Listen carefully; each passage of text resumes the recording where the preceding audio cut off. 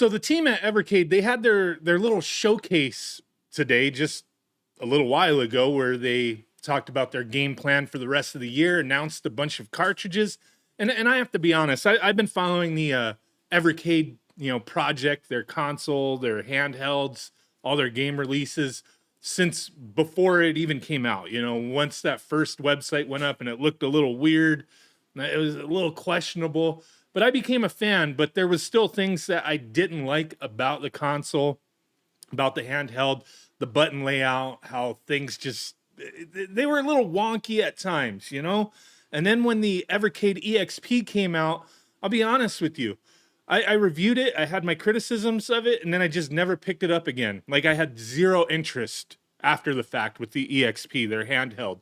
But the one thing I have enjoyed has been the VS, their console. And my biggest complaint has been the damn button mapping, man.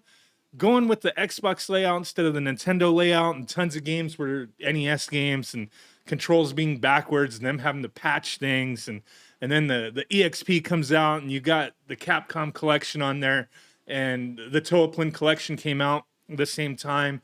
And I just didn't enjoy it as much because the buttons they were backwards in some things. With the Street Fighter, being on the Capcom collection, I wanted to remap the buttons the way I want to play. Couldn't do that. Those games are only on the EXP. There's things definitely to, complain about, I guess. And it kind of, I got kind of drawn away from the Evercade a bit when the EXP came out. I just lost my care, I guess you would say.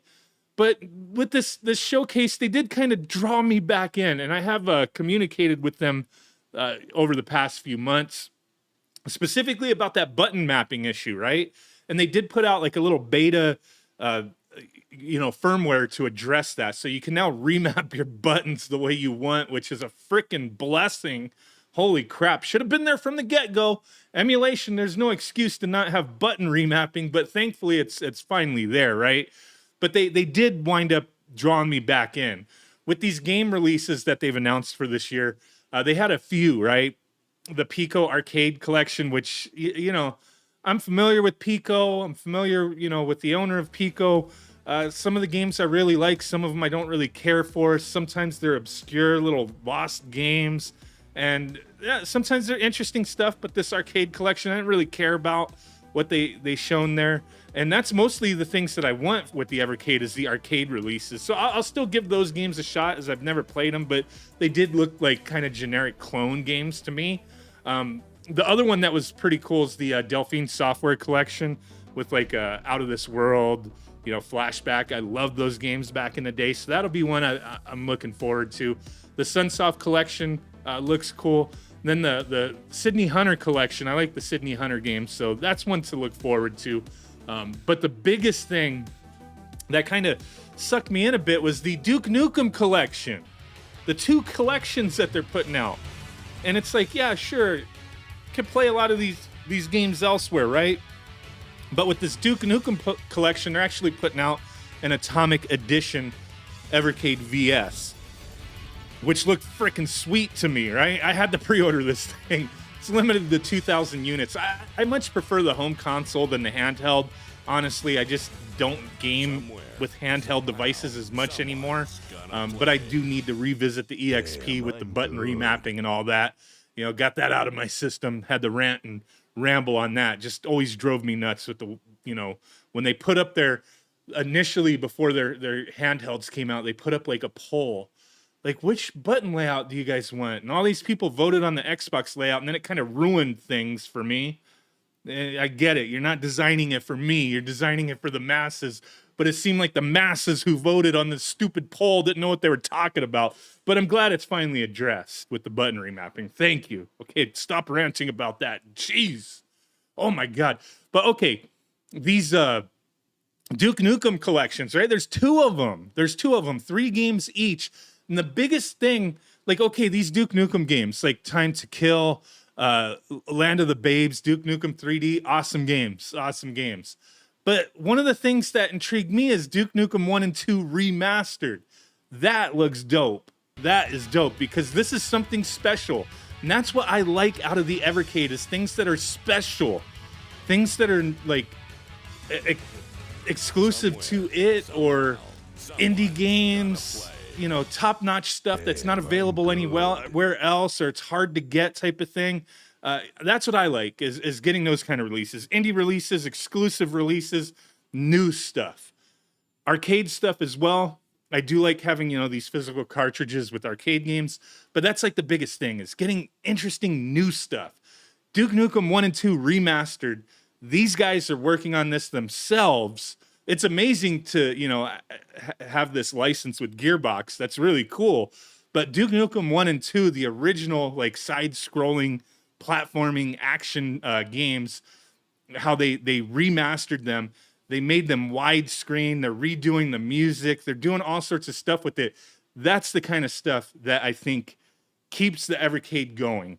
I think all their releases are important. You know, stuff from Pico, Team 17. We still got to look at some of this stuff. C64.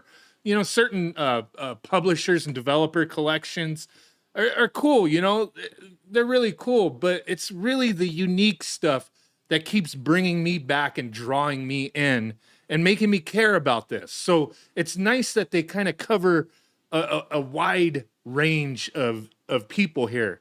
You know, the people who want a little bit of everything, or people who want to collect them all because they do number all these releases. People want to have them all in order on their shelves. Got to collect them all. You know, there's that crowd, and that's fine, man. The prices on these releases are you know, $20 a cartridge. It's not a huge ask in my opinion, but it's nice to have those options. You don't have to buy everything, right?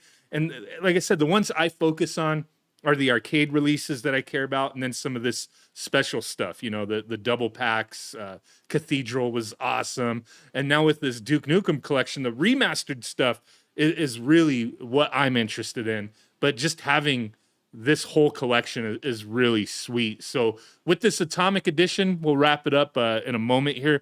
It's 148 US dollars. I think with shipping came out to like 168 or so, somewhere around there. Releases in November, strictly limited to 2,000 units. So you're getting the two cartridges, which is a $40 value, and then the actual little Atomic VS with the two special controllers and special color scheme of the system. So it's a Duke Nukem system, and I think this is awesome. Just the way it's designed, the color scheme, it's really cool. And you know, when these guys do these special limited edition systems, they do wind up selling out.